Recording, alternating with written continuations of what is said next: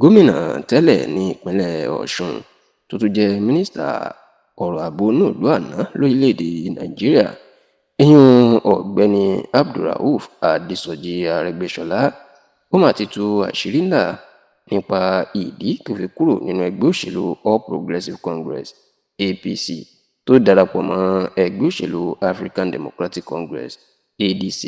tí ọ̀gbẹ́ni Abdulrauf Adésọjí Arẹ́gbẹ́ṣọlá tó sì jẹ́ kó di mímọ̀ wípé lẹ́yìn tí òun ní sùúrù tóun ròyìn pé ẹgbẹ́ òṣèlú APC wọn yóò yí padà, wọn yóò ṣe àtúnṣe gbogbo àwọn nǹkan táwọn ń pè wọ́n sí àkíyèsí sí àti àwọn ìwà burúkú tí wọ́n ń hù tí wọ́n yí padà. Ó ní òun gbé ìgbésẹ̀ láti kúrò nínú ẹgbẹ́ náà àti láti darapọ̀ mọ́ ẹgbẹ́ òṣèlú African Democratic Congress ADC. Ẹ rántí wípé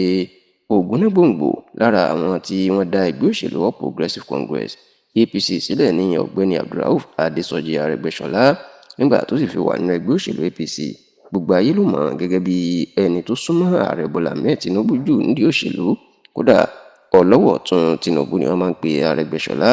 Ṣùgbọ́n lásìkò tí ètò ìdìbò gómìnà ìpínlẹ̀ Ọ̀ṣun ń bọ̀ lọ́dún 2022 ìní tírélà gba àárín Arẹ́gbẹ́ṣọlá àti Tinubu tí àárín wọn ò ṣe rí, tó sì jẹ́ pé láti ìgbà náà lóníkálukú wọn ti ń ṣe lọ́tọ̀ọ̀tọ̀. Ṣùgbọ́n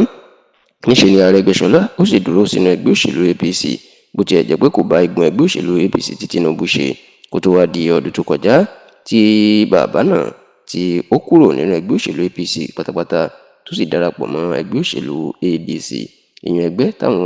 adarí ẹgbẹ́ òṣèlú alátakò tí wọ́n kó ara wọn jọ sí pé làwọn yóò fi gba ìjọba kúrò lọ́wọ́ Tinubu lásìkò ètò ìdìbò ààrẹ ọdún tó ń bọ̀.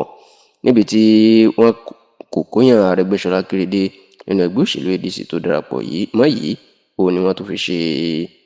akọ̀wé àgbà ìyẹn National Secretary fún ẹgbẹ́ òṣèlú ADC. Kódà gbọ́ pé òun ni wọ́n fẹ́ kó àkóso ìpolongo ògbó ààrẹ ẹgbẹ́ òṣèlú ADC ilẹ̀ Yorùbá lé lọ́wọ́ fún ti ètò ìdìbò ààrẹ oṣù kejì ọdún tí ó ń bọ̀ yìí. Ṣá o, nínú fọ́nrán fídíò kan tí ó lù síta níbi tí Arẹ́gbẹ́ṣọlá tó ti ń bá àwọn ọmọ ẹgbẹ́ òṣèlú ADC tó ti ń bá wọn sọ̀rọ̀ inú ti tú àṣírí ìdí tó fi kúrò nínú ẹgbẹ́ òṣèlú APC láti wá darapọ̀ mọ́ ẹgbẹ́ òṣèlú ADC.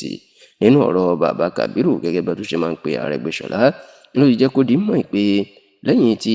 ẹgbẹ́ òṣèlú APC tí wọ́n ń hùwàkiwà tí wọ́n ń hu ìwà kò kàn mí tí wọ́n sì ń ba ayé àwọn ọmọ Nàìjíríà jẹ́ táwọn pe àkíyèsí wọn títí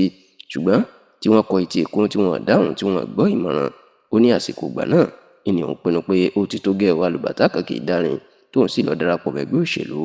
ADC. Bẹ́ẹ̀ ló wá jẹ́ kó di mímọ̀ pé ẹgbẹ́ òṣèlú ADC tó ń darapọ̀ mọ́ yìí òun ni yóò ṣàtúnṣe Nàìjíríà tí ó sì gbé Nàìjíríà kúrò ní òkùnkùn birimùbirimù tó ní ẹgbẹ́ òṣèlú APC tó kó àwọn ọmọ Nàìjíríà tí ó kó wọn Nàìjíríà.